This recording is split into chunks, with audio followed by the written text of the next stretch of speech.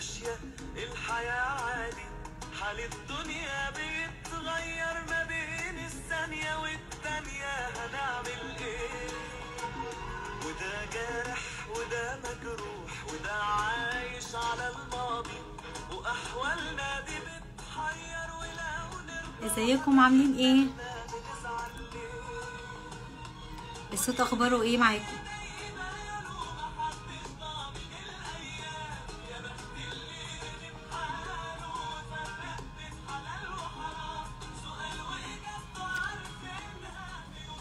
الصوت كويس عندكم؟ ازيك يا افنان؟ ازيك يا رنا؟ نصيحة عيش وما تخليش في حاجة شغلة تفكيرك غير الفرحة وغير ضحكة ما بتفرقكش في ملامح. وحشتوني قوي. ازيك يا اسماء؟ ترتب ايه وتحسب ايه نصيبك كله ايه الاخبار؟ لكن عافر بقالي كتير ما طلعتش لايف، تقريبا شهرين. راجع لكم موضوع مهم جدا. عايزين بقى منشن لكل الصحاب والناس والقرايب والاحباب عشان يحضروا معانا موضوع اللايف. طق في دماغي فجأة اكلمكم فيه، حسيت ان هو مهم وان شاء الله ناس كتير محتاجينه. ازيك يا مريم؟ ايه الاخبار؟ يلا منشن للناس بقى كلها عشان تيجي ونبدأ.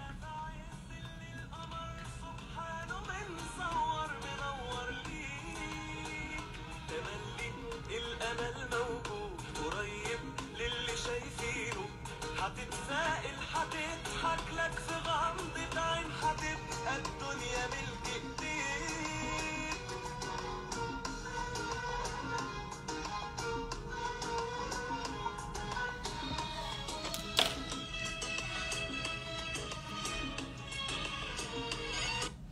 بسم الله الرحمن الرحيم، وبه نستعين وعليه نتوكل. حابة جدا تبعتولي كل الموضوعات اللي انتوا نفسكوا تسمعوها مني الفترة الجاية. بعتولي على دايركت مسج، برحب جدا بأي اقتراحات. النهاردة هنتكلم عن أنواع الارتباطات في العلاقات. حابة أعرف هو انتوا فاهمين ايه من العنوان؟ يعني ايه اللي واصل لكم من العنوان؟ هل معناه واضح ولا شكله غريب؟ هو عاملاه كده فيه ايه؟ سجع شوية، في شوية ايه؟ شعر. انواع الارتباطات في العلاقات. فايه اللي وصل لكم من العنوان؟ عايزين تفاعل بقى ومنشن كتير للاحباب والاصحاب علشان هنسخن دلوقتي ان شاء الله. انا مش هطول معاكم بس هقول لكم موضوعات مهمة،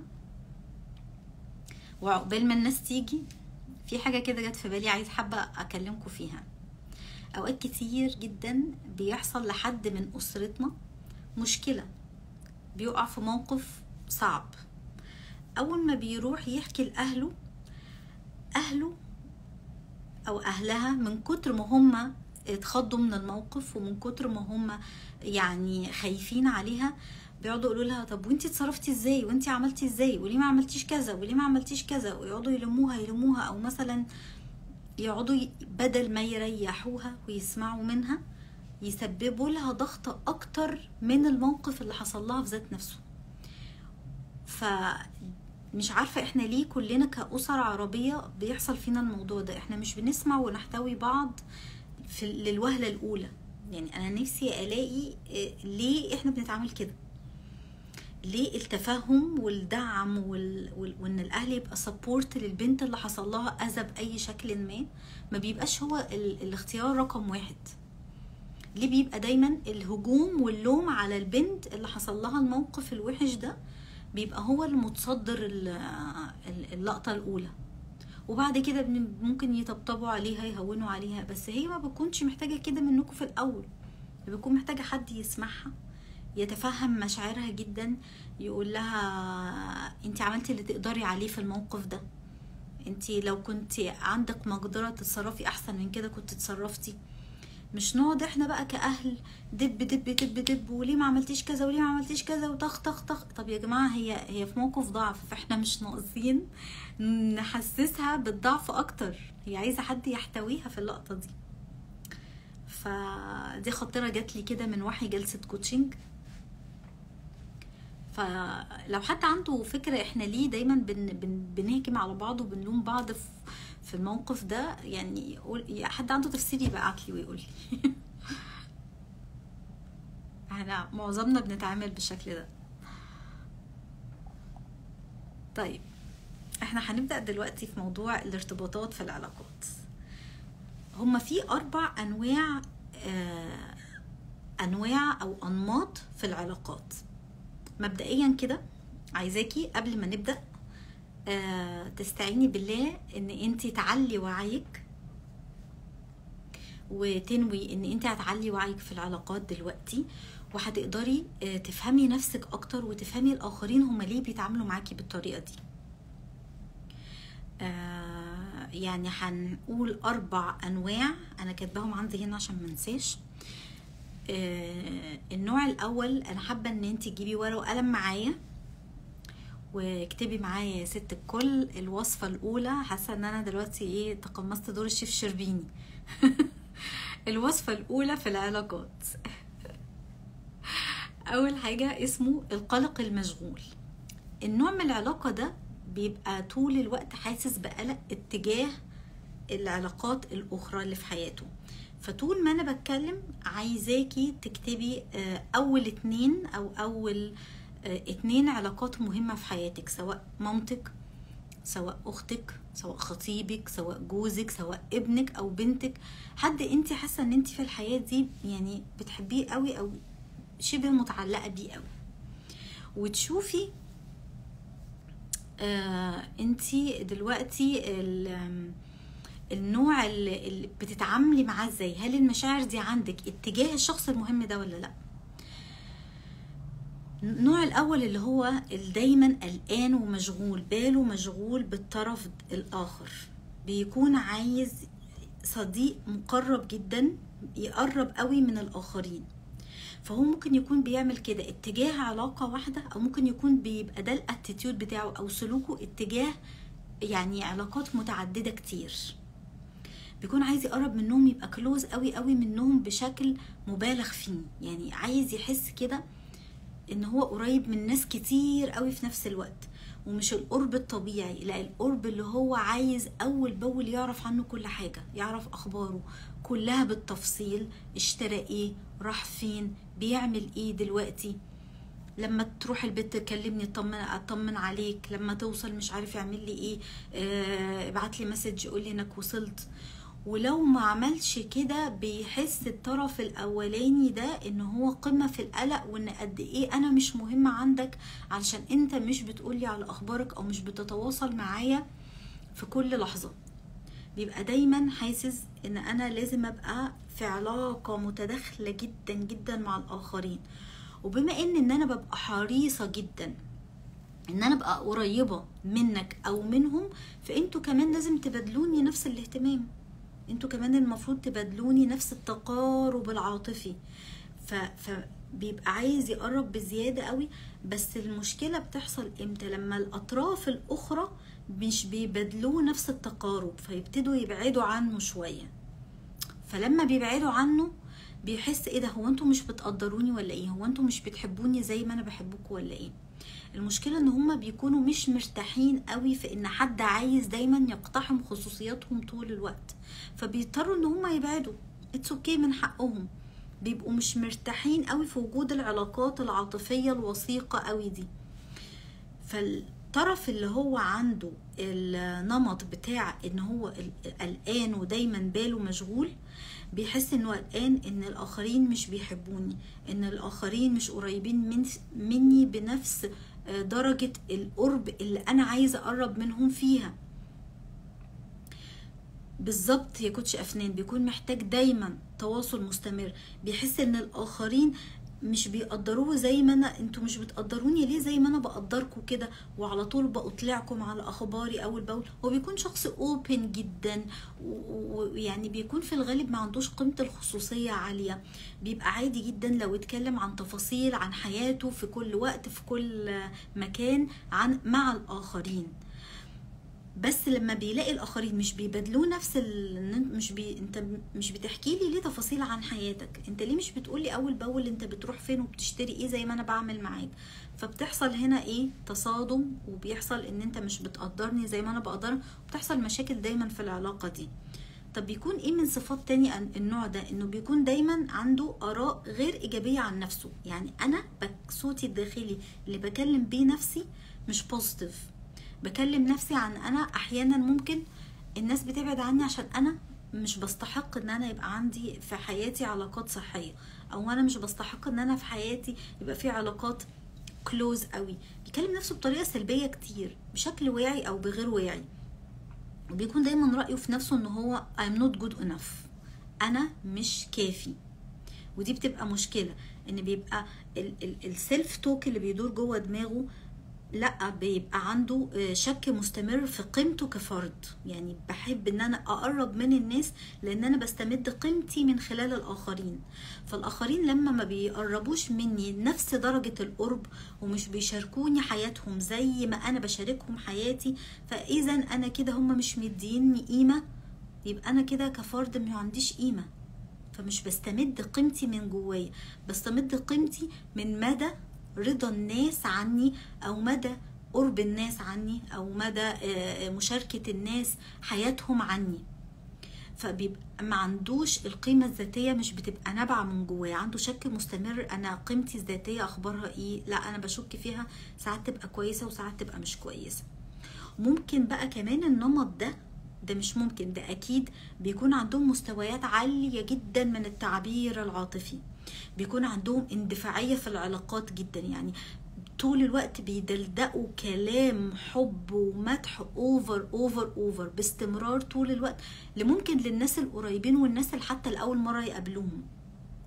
يعني انا كنت فاكرة كان عندي نمط العلاقة ده انا اللي كنت عايشة فيه وقت كان اول ما دخلت الجامعة، وكنت فعلا اول ما يعني رحت مره مكتبه كده قعدت اشتري زي كروت كده انا بحبك انا بحبك. وفي مره رحت اجتماع كده او تجمع مع الناس قعدت اكتب كروت لكل الناس، مع ان انا ممكن اكون اول مره اشوف انا بحبكم قوي انا بحبكم قوي، من كتر ما انا يا جماعه. طب في اندفاعيه في العاطفه، اندفاعيه غير طبيعيه. يعني انا الانماط اللي هقول لكم عليها دي مرت عليا في حياتي كلها في مراحل عمري ومع اشخاص مختلفه، بس الحمد لله الواحد بسبب الوعي بدأ في شوية بشوية يظبط نفسه. فكنت يعني في ايه كمية الاندفاعية الرهيبة ديت في العاطفة. اكيد انا مش من اول مرة اشوف واحدة حسيت بكم العاطفة ده، فبيبقى فيه خلل ما او عدم سيلف اويرنس في الارتباط بالعلاقة التانية يعني. ومشكلة النمط ده ان هو بيبقى نيدي قوي. يعني ايه نيدي؟ يعني بيسعى دايما انه الاخر هو اللي يلبي له احتياجاته النفسية.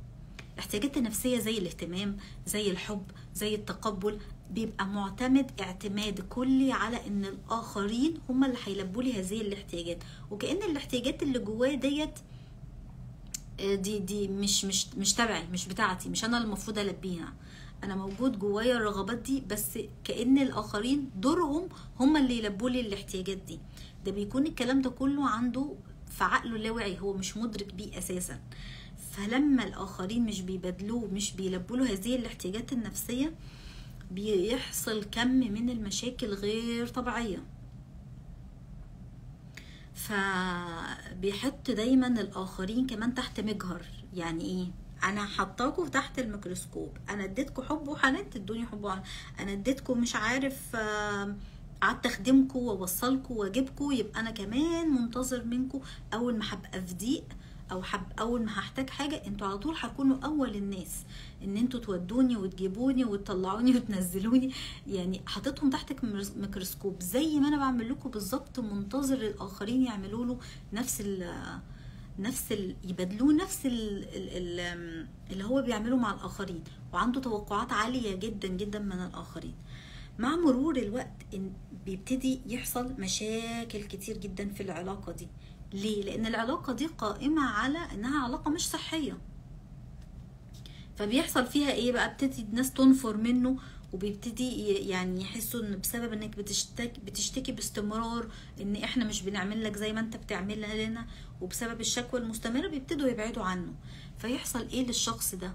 يحصل له ممكن تروما، ان انا كنت قريب قوي قوي من ناس، ده عاشوا تفاصيل حياتي بشكل غير طبيعي، ده عايشوا معايا الحلوة والمرة، وفجأة هوب يلاقيهم بعدوا عنه بدون سابق انذار. ودي انا شفتها كتير جدا جدا في حياتي. تبقى واحدة كنت اعرفها كويس قوي قوي، قريبة من الناس، بتشاركهم أدق التفاصيل وبتروح معاهم في كل مشاورهم، وهم كمان بيجوا معها في كل مشاورها، يعرفوا مشاكلها، يعرفوا أحزانها، يعرفوا أفراحها، عايشين مع بعض كل حاجة. وفجأة مرة واحدة تلاقيهم اختفوا من حياتها بدون مقدمات. طب ايه اللي حصل؟ ان من الاول هي عايزة الناس تبقى كلها كلوز قوي قوي قوي بزيادة، بدون ما بيعدوش على فلاتر، يعني ما بيعدوش على فلتر. كل الناس اللي في المحيط حواليا بتدخلهم الدايرة الاولى، انتوا كلكم قريبين مني. فلما بيبتدي تشتكي ان هم مش بتبدلوني نفس المشاعر ونفس الحاجات، تلاقوهم اختفوا وبعدوا عنها. بيبقى النمط ده متعب، مش حاسين ان هي دايما يعني مش بيرتاحوا في القرب منه. بيبقى من جوه قوي صاحب النمط القلق المشغول ده عنده مشاعر قوية قوي بان انا ضعيف قوي من غير الاخرين، انا لازم ابقى مع الناس كلها في نفس الوقت وفي تجمعات وناس كتير قوي قريبين مني، علشان انا مش بحس بامان غير في وسط الناس. فبيحس بخطر جدا لو الناس بعدت عنه، وبيحس ان هو مش في امان، وبيحس كمان ان انا لازم باستمرار اعبر عن مشاعري ليكم، وانتوا كمان تعبروا عن مشاعركم ليا. ولو حد ما عبرش عن مشاعره يحس بخطر، يعني لو حد ما كانش دائم التعبير او بيعبر دايما ان انا بقدرك، ان انا بحبك، ان انا هفضل معاك طول العمر، ان انا مش مقدرش اعيش من غيرك لو حد بطل ان هو يبادله هذا التقدير، بيحس ان هو في خطر. طيب النمط التاني اللي هو في العلاقات اسمه الرافض المتجنب. ده بقى اللي هو مش عايز يقرب من الناس اساسا، العكس تماما. الاول كان دايما بيبقى قلقان ومشغول لو بعد عن الناس. النمط ده بقى انا مش عايزه اقرب من الناس اساسا، انا مرتاح من غير اي علاقات عاطفيه، سيبوني بقى في حالي وخلوني كده ايه تحت البطانيه، وانا مبسوط مع نفسي، وعلى طول عايش بالسماعات في ودانه، وانا مرتاح وبعيد. وما برتاحش ابدا لما احس ان في حد مقرب مني، اللي هو القرب الزائد عن اللزوم او الانسجام المفرط. فبيحس ان انا اصلا يعني القرب من الناس ده حاجة مش مهمة في الحياة، دي حاجة ثانوية قوي، دي حاجة مش مهمة ابدا. وبيبقى مستغرب قوي الناس اللي هي النمط الاولاني اللي عايز على طول يبقى في وسط الناس، او ناس كتير قوي جوه دايرته المقربة، بيبقى مستغربهم جدا. وبيقول المهم بالنسبة لي ان انا اهم حاجة بالنسبة لي اشعر بان انا مستقل ومكتفي بذاتي. وبيفضل دايما الاعتماد على نفسه، بيكره الاعتماد على الاخرين، او مش بيكره، هو ما بيعرفش يعتمد على الاخرين في اي حاجة. عارفين strong independent woman؟ بس ايه بقى الاكستريم، انا بقى ايه مكتفيه بذاتي، مكتفيه بنفسي، والناس دي كلها اساسا ملهاش لازمه في الحياه، وانا بعرف البي احتياجاتي بنفسي وحلي ومش احتياجاتي، وبعرف اخدم نفسي، والناس دي ما بيجيش وراها غير وجع القلب. وطبعا بيكون جواهم كميه معتقدات سلبيه عن العلاقات كتيره جدا. فبيقول دايما لنفسه ايه، انا افضل حاجة ان انا اقعد وما اعتمدش على الاخرين، واقعد مع نفسي كده ايه، والبي كل حاجة بنفسي، علشان انا محدش هيشيلني غير نفسي، الاخرين دول ما بيجيش وراهم غير وجع القلب. فيفضل متجنب ان هو يدخل في اي علاقة بقى اساسا، سواء صداقة، سواء جواز، سواء ان انا حتى مش عايزة، حتى لو اتجوزت تلاقيه مش عايزة اتخلف، علشان خليني كده احسن. انا رافضة، عندها رفض شديد للموضوع. فبيكون حالتهم ليه بقى؟ هل دي علاقة صحية؟ وهل هي فعلا مريحة بالنسبة لهم؟ لا، احنا بنتكلم دلوقتي عن انواع الارتباطات الغير صحية. الغير صحية. يعني طول ما كل حد حاسس او لقى نفسه في الحاجات اللي انا بقولها دي، هتلاقيه جواه مفيش اي هدوء وسكينة، لان دي علاقات غير صحية. بيكونوا واثقين في نفسهم بقى زيادة عن اللزوم، بيكونوا واخدين ألم في نفسهم زيادة عن اللزوم، مش الثقة المعتدلة المتزنة، لا، مش بيبقى عندهم طبعا تراست ايشوز كبيرة جدا مع الآخرين، لا يثقون في الآخرين تماما. دول مشكلتهم بقى ان هم بيعملوا ايه كمان، بيميلوا قوي ان هم عندهم قمع وإخفاء، بيكبتوا كبت شديد مشاعرهم. يعني حتى لو جالهم شعور بان هم بيحبوا حد، يكبتوا الشعور ويقولوا لا لا لا لا، انا مش هعبر ومش هقول ومش هقرب. رفض شديد ان هي تقرب من اي حد. ودول بقى حصل معهم تروماز قبل كده، دول هم مش مرتاحين ولا حاجة، هو طريقة التفكير او طريقة التعامل في العلاقات ده الغير صحي بيكون نتج عن تجارب مؤلمة جدا جدا في الماضي، ولم يتحرروا منها ولم يتشافوا منها. فبيبتدي ده النمط بتاع الارتباط اللي في علاقاتهم. ما بيفرقوش بقى ان انا مثلا حصل لي وجع من علاقة معينة ممكن ان انا اتشافى منه واعيش حياة طبيعية، لا، بيعمموا بقى التجربة الصعبة اللي في حياتهم دي ان هي هتحصل في كل العلاقات اللي هتدخل حياتهم بعد كده. وبيقرروا ان هم يتجنبوا الناس، وبيحصل ان هم فعلا بيعتزلوا الناس لمدة شهور، وبيحصل لهم بعد كده لو اضطروا ان هم يشتغلوا ويحتكوا بالناس بيكون عندهم مشاعر ذعر ورهاب اجتماعي. كل ده بسبب ان هم كان عندهم علاقة في الاول لم يتشافوا منها، وقرروا بعقلهم اللاواعي ان هم يتجنبوا الناس تماما، وبيقعدوا يقنعوا نفسهم ان انا كده عايشة بدماغي لوحدي، انا مبسوطة انا سعيدة، وهي في قرارة نفسها هي ولا مبسوطة ولا سعيدة. فبيقرروا الابتعاد عن المصدر. ليه حصل مصدر اللي هو الاخرين؟ يعني ليه بيكون بيقرروا القرار ده؟ لان بيكون حصل لهم رفض من الاخرين بشكل ما، تنمر، اي حاجة حصلت من الناس دي، فهم بيكون عندهم اكبر خوف ان هم يترفضوا من الاخرين. فبيحصل ايه؟ بيقول طب ما انا بدل ما اتعرض للناس ويرفضوني تاني، انا هتجنبهم من الاساس علشان ما اتعرضش للرفض ده. فاول ما حتى ممكن حد يقرب منهم ويرتاح معاهم، وممكن هم يرتاحوا معاه، بس اول ما يقربوا هوب هوب هوب يتراجعوا ويقولوا لا لا لا لنفسهم انا ما عنديش الحاجة الملحة ان انا اوطد علاقتي بيك، وتلاقيهم اختفوا فجأة ومش عايزين يقربوا. والطرف التاني يكون مستغرب جدا، هو انت مالك اختفيت فجأة ليه؟ ما ان احنا كنا مرتاحين مع بعض، احنا كنا مبسوطين مع بعض، هو ايه اللي حصل؟ انت بعدت فجأة كده ليه؟ هو بيكون عنده يعني تراست ايشوز مع الاخرين كبيرة جدا، محتاج يتشافى من حاجات معينة.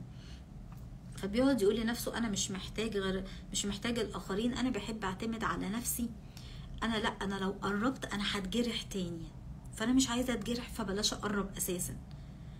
وعكس بقى تماما النمط بتاع مين؟ القلق المشغول.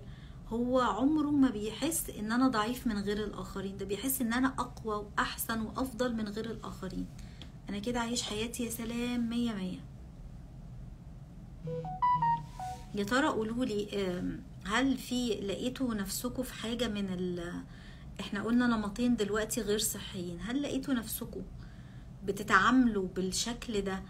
ممكن يكون مش مع الناس كلها، ممكن يكون النمط ده مع حد واحد بس مهم في حياتك، بس ممكن تكوني بتتعاملي بشكل صحي جدا في علاقاتك التانية اللي في الحياة. مين لقط نفسه بيتعامل بطريقة غير صحية؟ او هل حد لقط نفسه ان انا ممكن اكون الرافض المتجنب او القلق المشغول؟ او حد قريب منكم قولولي ممكن يكون بيحس بايه تاني او ايه مشاعره تاني.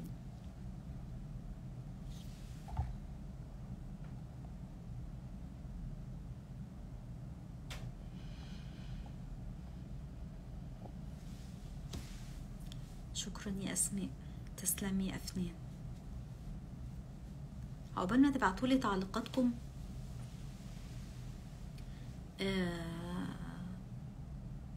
هندخل في النمط الثالث اللي هو بيبقى خايف دايما، خايف ومتجنب بقى في نفس الوقت. يعني هو عشان مش واثق في نفسه فخايف بقى يقرب. النمط التاني بيكون واثق في نفسه زيادة عن اللزوم. النمط التالت بيتعامل لا انا مش واثق في نفسي، انا مش واثق في قدراتي ان انا اقدر ادخل في علاقة صحية اساسا.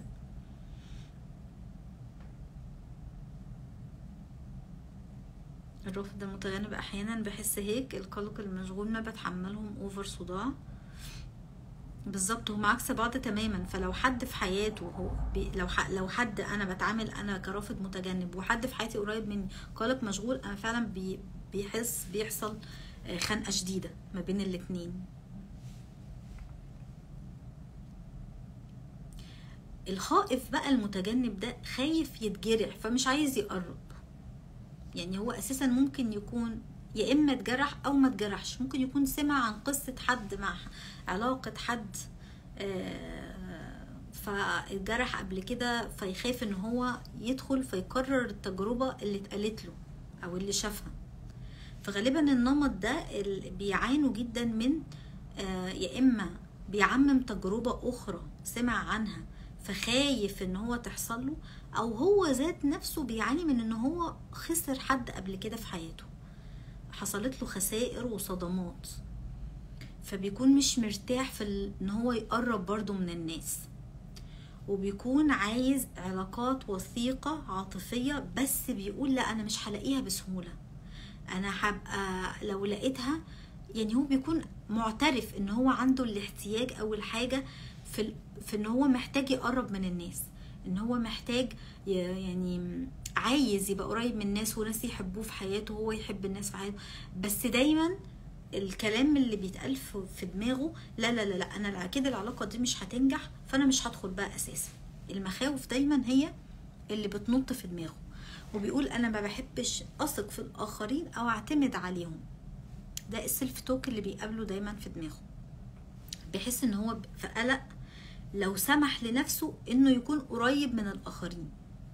يعني انا لو بقيت قريب من الاخرين انا ممكن هتجرح تاني، فبلاش اسمح لنفسي اساسا. مش بيبقى عايز يوارب الباب حتى شوية يفتحه يدخله منه شوية علاقات، لا لا لا احنا خلينا نبقى قافلينه كده وقاعدين في السليم.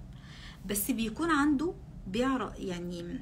بيعرف يعبر، وعنده الاحتياج بانه محتاج ناس او علاقات صحية، بيعترف بهذا الاحتياج. اما النمط بتاع اللي قبليه اللي احنا قلناه بتاع المتجنب الرافض، مش معترف باحتياجاته اساسا، مش معترف باحتياجاته، وعنده الايجو عالي جدا بان انا لا لا لا انا مش محتاج حد، انا زي الفل، ده انا 100 فل و10 من غير الناس. ومش معترف باحتياجاته النفسية، ان احنا يعني ربنا خلق الناس علشان ايه؟ وجعلناكم، بسم الله الرحمن الرحيم، وجعلناكم شعوبا وقبائل لتعارفوا. يعني ايه تعارفوا؟ يعني ربنا خلقنا في قبائل ومجموعات وفي وسط مجاميع من الناس عشان نتعرف على بعض ونخدم بعض ونلبي لبعض احتياجاتنا النفسية، ونعتمد عليهم في حاجات وهم يعتمدوا علينا في حاجات، تبقى علاقة متبادلة.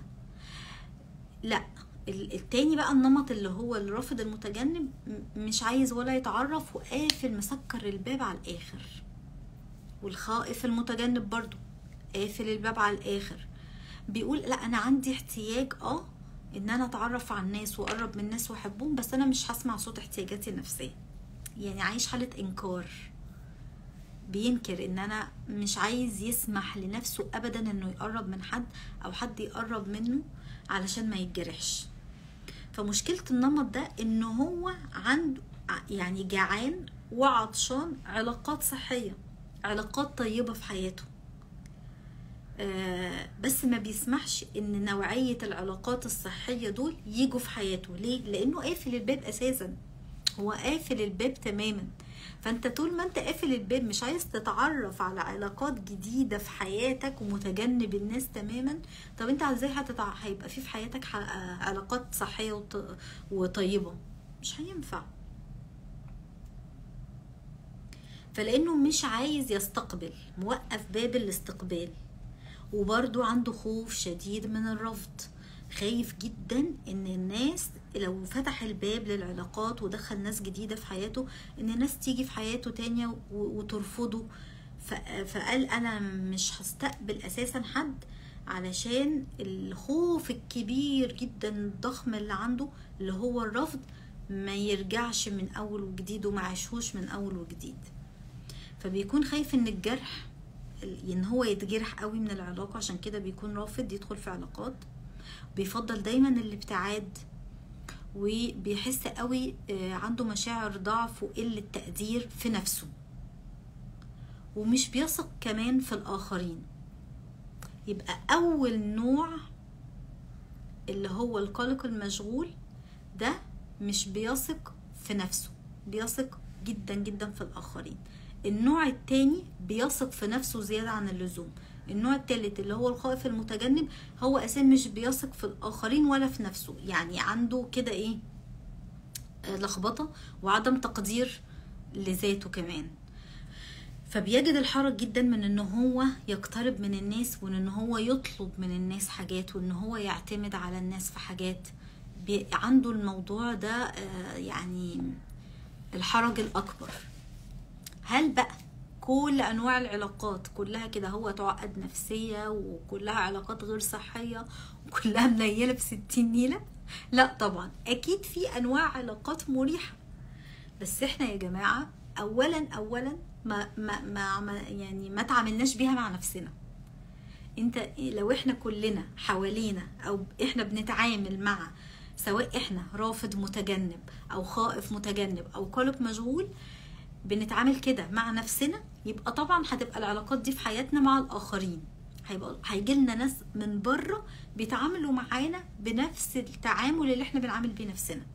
طيب لو احنا تعاملنا مع نفسنا بطريقة صحية، طريقة طيبة مع نفسنا، بطريقة فيها تقدير ذاتي، ان انا ابقى حاسة بقيمتي، استمد قيمتي من جوايا ومن رب العالمين، مش من الآخرين أو مش من تقدير الآخرين ليا، ابتديت أظبط علاقتي بنفسي، هيجيلي علاقات طيبة وصحية في حياتي. وهو ده النوع الرابع والأخير اللي أنا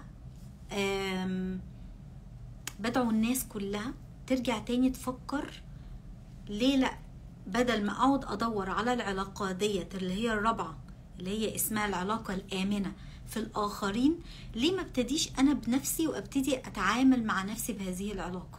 أبدأها مع نفسي الأول، أشوف إيه هي صفاتها وأتعامل بها مع نفسي، وأرفع الوعي الذاتي بتاعي بتاع نفسي. وأنا أول ما أتعامل مع نفسي وأبقى آمن مع نفسي، هيجيلي علاقات بنفس الشكل وبنفس الطريقة اللي أنا بتعامل بيها مع نفسي. يعني العلاقة دي صفاتها إيه؟ أول حاجة إن هي مش بتجد حرج أبدا من إن هي تقرب من الناس، زي ما بنقول عليهم كده easy going، ناس سهلة بسيطة في التعامل. عندها إن أنا عادي جدا أعتمد عليكي في حاجة، وإنتي طبيعي جدا تطلبي مني حاجة وتعتمدي عليا فيها.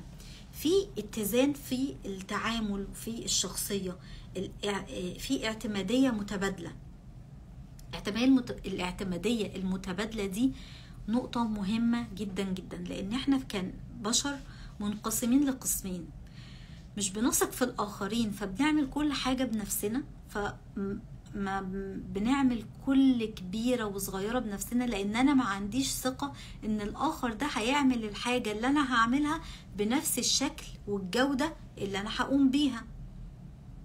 يا إما ناس اعتمادية جدا جدا، زيرو تقدير ذات، فمش بيثقوا في نفسهم أبدا، فدايما يطلبوا من الآخرين هم اللي يروحوا ويجوا ويلبوا لهم احتياجاتهم ويلبوا لهم، ويبقوا هم دايما اللي بيخدموهم وهم اللي بيعملوا لهم كل حاجة، وما عندهمش قدرة أو قوة إن هم يقدروا يعملوا الحاجة بنفسهم أو حتى تطلع صحيحة.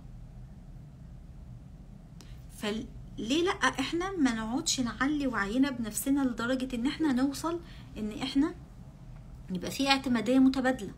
انا ادي فرصة للاخرين ان هم يخدموني وان هم يعملوا الطلبات اللي بطلبها منهم، واطلب من الاخرين يروحوا ويجيبوا لي ويعملوا لي. مش لازم انا حتى وانا تعبانة ومهدودة ومرهقة مهدود حيلي انا اعمل كل حاجة بنفسي، مش لازم يعني اعمل كده في نفسي بصراحة. اطلب من الناس الاخرين واتقبل لو ما قاموش بالحاجة دي على اكمل وجه، اتقبلها ان الحاجة دي ممكن يقدموا لي الخدمة دي ناقصة او مش بيرفكت او مش كويسة 100%. اتقبل الموضوع ده عادي جدا. اتس اوكي، هم بشر، فمش شرط يعملوا الحاجة تيبيكال زي ما انا بعملها، بس ده مهم جدا ان انا ادي فرصة للاخرين ان هم يخدموني او يعملوا لي اي خدمة. ومهم قوي قوي ان انا يبقى عندي ثقة في قدرات ربنا اللي خلقها جوايا. ربنا خلق جوايا قدرات خلاني اقدر اقوم انا كمان اخدم نفسي. مش كل ما اجي اعمل حاجة اخاف تطلع بشكل غلط فاقول لجوزي ولا بابايا ولا مامتي ولا اخويا لا انت اعملها لي، انت هتطلعها بشكل احسن، انا بثق فيك جدا ان انت هتطلع الموضوع ده بشكل افضل. يبقى دايما انسان كده من جواه مهزوز او متردد. انت جرب وعادي لو غلطت، وعادي لو ما طلعتيش الحاجه بشكل كويس، بس المهم ان انت تبقى عندك قدره وتبقي انت واثقه ان انت you are good enough.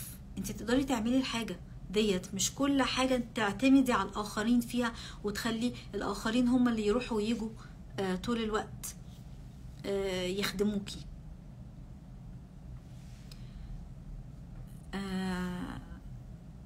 اللايف شغال ولا قطع؟ شغال صح؟ حد يبعتولي بس اي كومنت اتاكد.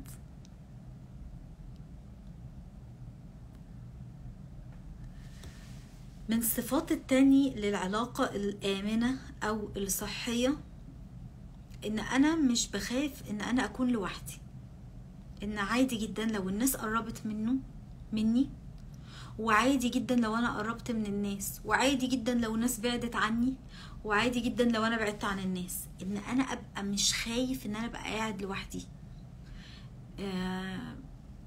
لو انا طول الوقت عايز الناس تبقى قاعده معايا وبتخاف جدا جدا، وبخاف قوي ان انا لو قعدت لوحدي في اي مكان يبقى انا في علاقه غلط، في علاقتي فيها خلل ما. لو انا بتونس بنفسي وببسط مع نفسي وبستمتع بنفسي وبقعد ساعات طويله جدا مع نفسي، دي علاقه صحيه جدا. فمش دايما معتمده على ان الاستمتاع بيجي من الاخرين لما يقعدوا معايا وابقى انا معاهم. دي من سمات او من علامات العلاقة الآمنة. فعادي جدا ان حد يجي يقول لي انا ببسط قوي لما ابقى قاعدة معاكي، جميل. وعادي جدا لو قعدت لوحدي، دي علاقة صحية، علاقة آمنة. طيب ايه صفاتها تاني؟ ان مش سهل ابدا نسبيا ان انا اكون قريبة بشكل عاطفي من الاخرين. يعني قصدي من السهل ان انا ابقى قريبة من الناس، ومن السهل ابقى بعيدة عن الناس زي ما قلنا، ومن السهل ان انا اعتمد على الناس، ومن السهل ان هم يعتمدوا عليا. بالظبط كده، بيكون في توازن. وبيميل الاشخاص بقى اللي عندهم النمط ده ان بيكون عندهم دي اهم اهم اهم نقطة، وركزوا معايا جدا فيها، ان بيميلوا ان هم عندهم اراء ايجابية عن نفسهم. ما اللي عايش العلاقة الآمنة مع الآخرين محتاج زي ما قلنا يعيش العلاقة دي مع نفسه. ازاي؟ ان انا بيبقى عندي رأي في نفسي ايجابي. يعني انت لو قعدتيها في برنامج كده وجات مذيعة وسألتها تقدري تقولي لي رأيك في نفسك، شوفي اول حاجة هتقولها ايه.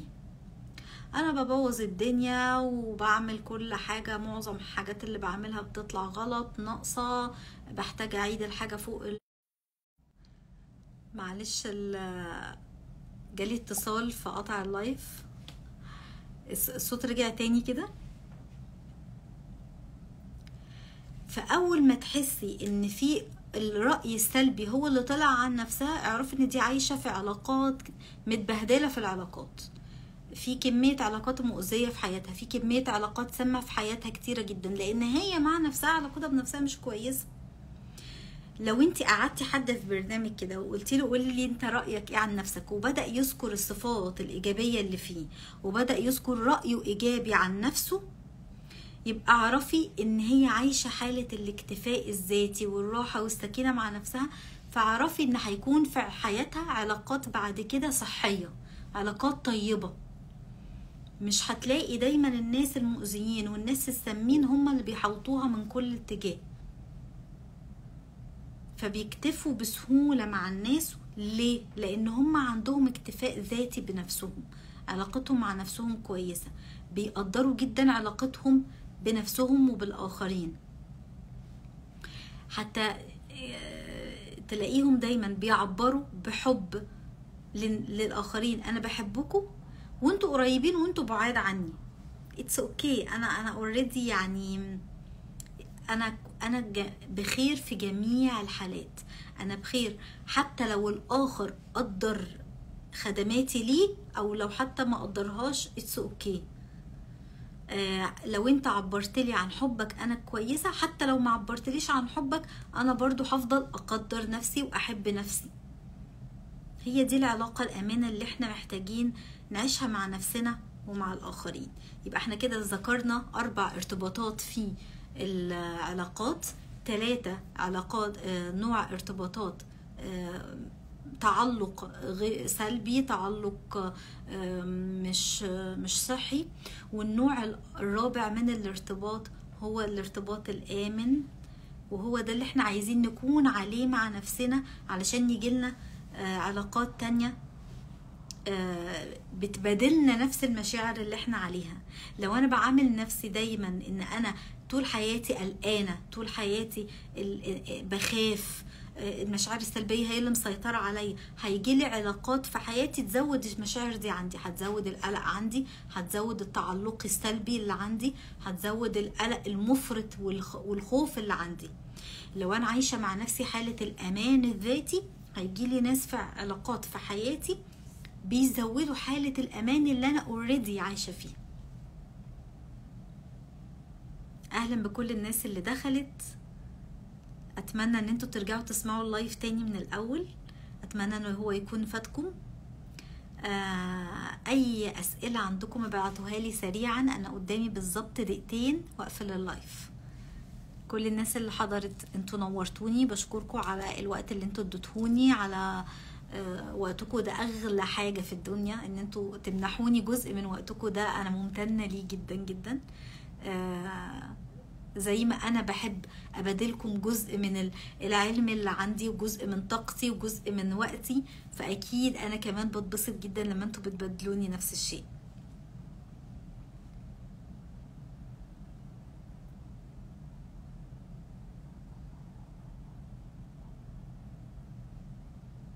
كيف اتعامل مع ابني مراهق ويغلط على انصدمت؟ او يعني ممكن توضحي السؤال اكتر؟ إيه ابنك المراهق عمل ايه غلطة مثلا معينة وانتي انصدمتي فيه، ازاي تتعاملي معاه؟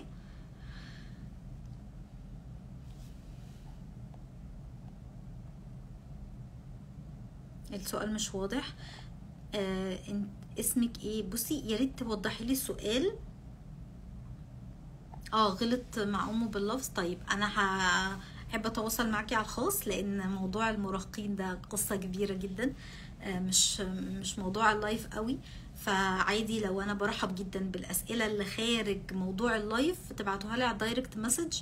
انا بتواصل مع كل المتابعين لما بيبقى عندي وقت متاح، بتواصل معاهم وبجاوبهم على اسئلتهم.